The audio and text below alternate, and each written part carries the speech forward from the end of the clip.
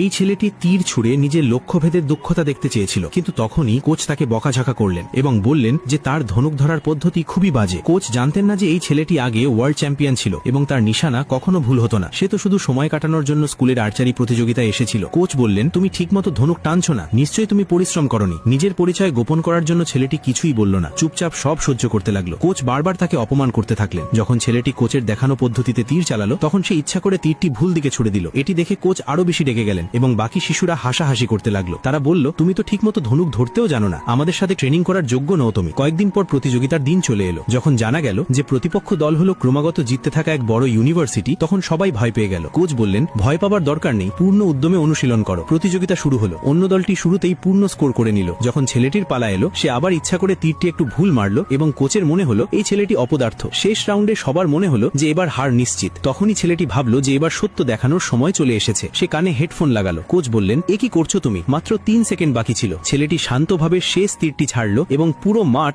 অবাক হয়ে তাকিয়ে রইল।